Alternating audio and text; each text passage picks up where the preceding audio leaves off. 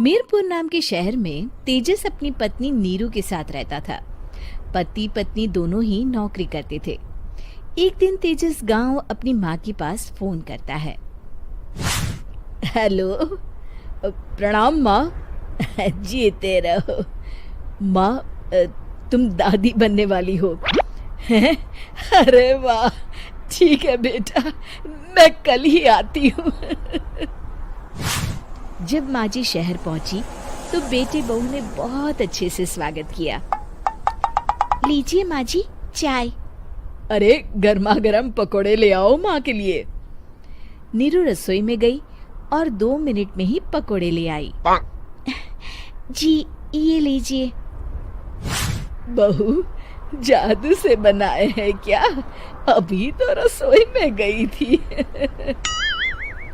Yummy. माँ जी, शीला रसोई में पकोड़े तल रही है, मैं बस लेकर आई। हे भगवान, मेरा धर्म भ्रष्ट कर दिया तूने। अब तो गंगा जल से शुद्धिकरण करना होगा। दूसरे दिन, माँ जी मैंने नाश्ता बना दिया है, ऑफिस जा रही हूँ। पर अभी तो घर का सारा काम पड़ा है।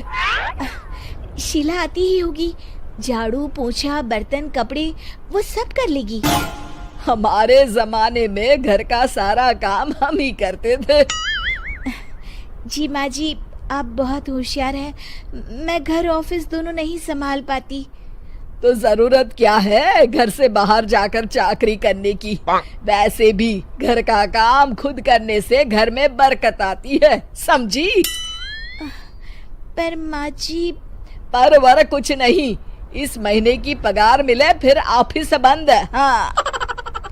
रात को नीरू तेजस से कहती है, सुनिए जी, माँ जी बोल रही थी कि मैं नौकरी छोड़ दूं।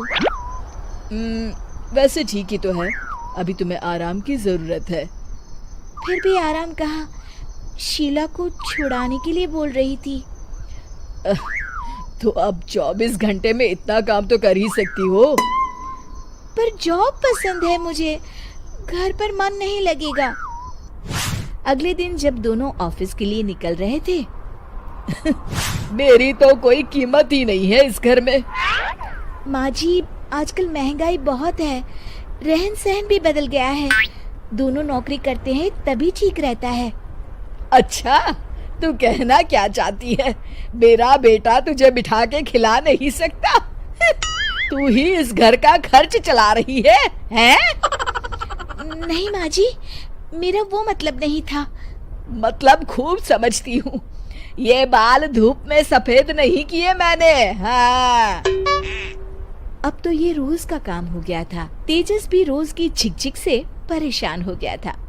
एक दिन उसने कहा, नीरू, वैसे भी तुम्हें मैटरनिटी लीव मिलने वाली है, तो अभी से ही छुट्टी ले लो। पर क्या, मेरी सैलरी अच्छी खासी है। आखिर नीरू ने रिजाइन कर दिया। जब बच्चा हुआ तो घर में सब बहुत खुश हुए। कुछ दिनों बाद तेजस फाइल देख रहा था। क्या हुआ तेजस, कुछ परेशान लग रहे हो? हाँ, वो हमारी जितनी सेविंग्स थी वो तो हॉस्पिटल में और छठी के फंक्शन में खत्म हो गई है नीरू। और अभी वैसे मंदी चल रही है तो मैं बोल रही थी कल मुन्ना को हेपेटाइटिस का टीका लगवाना है। नीरू, क्या पोस्टपोन नहीं कर सकते? नहीं जी, बिल्कुल नहीं। अब तेजस को समझ में आ रहा था कि उससे गलती हुई है। पैसों की कमी का असर घर के माहौल पर भी पड़ रहा था। अगले दिन, बेटा मेरा चश्मा और ये दवाइयाँ ले आना, पर्चा देते हुए माँ जी ने कहा। जी। तेजस, मुन्ना के लिए दूध का डिब्बा और डायपर भी ले आना, और ये किराने के सामान की लिस्ट है, इसे भी लाना है। तेजस गुस्से में लिस्ट मरोड़कर फेंकता है और चिल्लाता है, पैसे क्या पेड़ पर उगते हैं? ये ले आना, वो ले आना। अरे पर ये जरूरत का सामान ही है। वो गुस्से में बिना कुछ कहे ऑफिस चला गया। अरे लंच तो ले जाइए। नीरू दौड़कर डिब्बा पकड़ाती है। एक दिन खाना खाने के बाद, नीरू,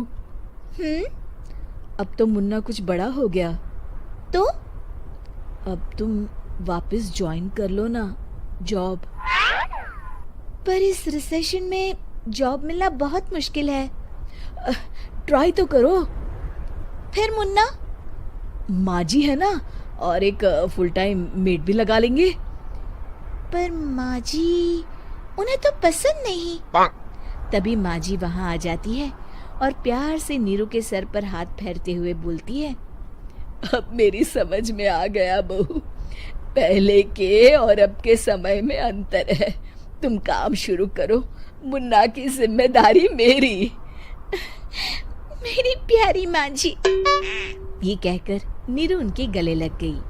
शिक्षा, परिवर्तन संसार का नियम है, हमें भी समय के साथ चलना चाहिए। उम्मीद है कि आपको हमारी ये कहानी पसंद आई होगी। कृपया हमारे चैनल को सब्सक्राइब करें और सभी अपडेट्स के लिए बेल आइकन जरूर क्लिक करें। और हाँ, वीडियो लाइक और शेयर करना मत भूलिएगा। Bye bye.